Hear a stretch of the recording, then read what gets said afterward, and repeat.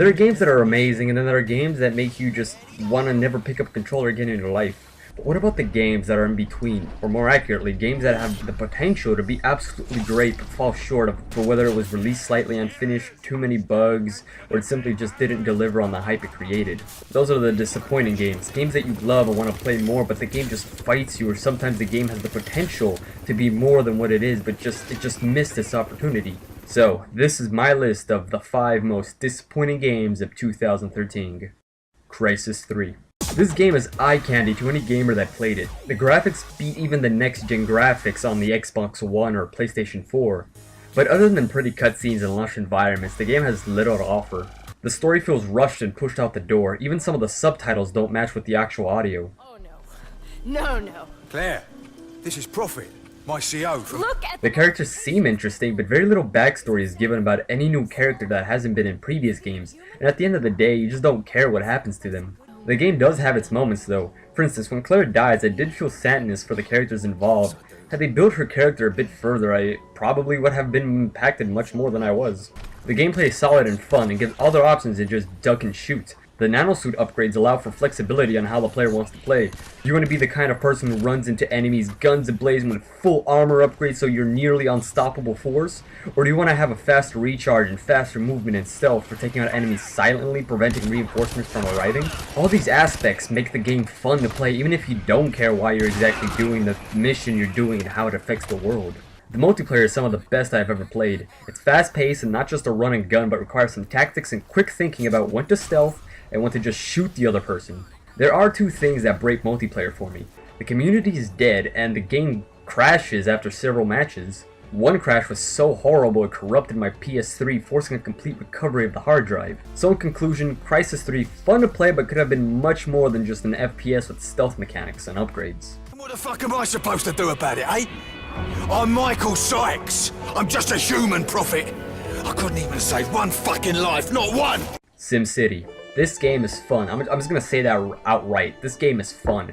But the reason it's on this list is because of the launch day issues that led on for quite some time, as well as the online garbage that still persists. During the first month of release, due to the high amount of active users, players have experienced long loading times, disconnections, crashing, and even loss of saved game data. There's nothing more frustrating than playing single player, and getting disconnected for no apparent reason. The always online meant if you have any internet problems, you most likely wouldn't be able to play the game, multiplayer or single player, or have at least many issues surrounding connectivity.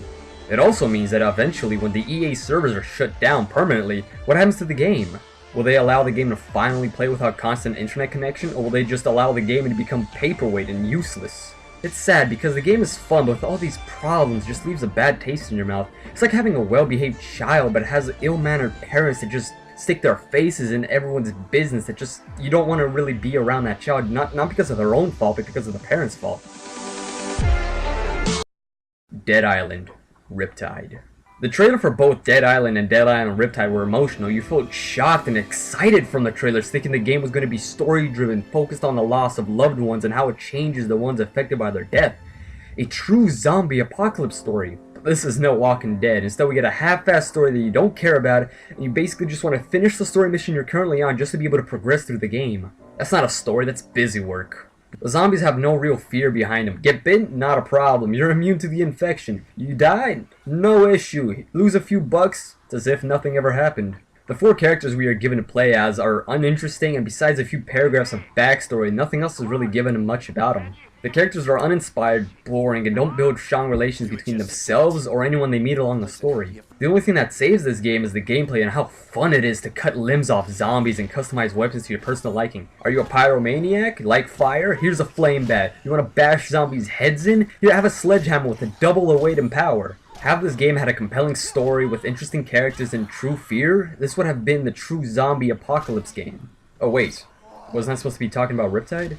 Well, guess what? Nothing changed. Same game, new island plus a character. The sequel should have improved on all aspects of the game, or at least the story, and focused more on the character development and interaction with the world. Instead, it just feels like a very large, very well done, and overpriced expansion. What the hell are you saying? You don't trust us now? Well, maybe we don't fucking trust you. Beyond Two Souls. What can I say about Beyond besides that it was meant to be a movie? Hell, sometimes it was so good that it felt that me just playing the game and interacting, it was ruining the movie experience. That's what it felt like. Not like a game, but rather an interactive movie that you eventually just have to press a few buttons to keep moving. The character models and graphics are actually better than LA Noire, and the acting is superb. However, the actual gameplay aspects are lacking, as well as meaningful choices in the game. All the choices lead to the same thing eventually. Do you want to wake up Jodie now and have her fight on the train, or let her get caught and only break her out later, but both scenarios end up with a chase through the woods. However, it is fun to just mess around with people using powers, and being able to choose how to do it is satisfying. Had this been an animated movie in the theaters, I would have been much happier to pay to see it rather than pay $60 to play this. Oh my God, what happened? It's her! It's all her fault! She burnt out everything! She's the devil! The devil! Call of Duty Ghosts. Call of Duty isn't known for its innovation or interesting storyline, but rather on its shooting mechanics. But with next-gen consoles comes innovation and new tools to improve the franchise. Call of Duty did very little to try to make the best of the first game set to be on the next gen. A controllable dog, a new game mode, more customization to your multiplayer character are nice touches, but no huge difference from the main part of the game. The zero gravity segments were actually pretty damn awesome. The only problem was it lasted about 5 minutes each. Story is a bit improved, but still feels rushed and more questions arise than answers. At least they haven't messed up the shooting in the FPS title, and it's still fun to just run around shooting people and see all the new guns that are in the game. It's mindless fun. I was expecting a brand new game that shows why the Call of Duty is a great franchise, rebuilding itself with interesting and compelling story with its classic shooting mindless fun. Push.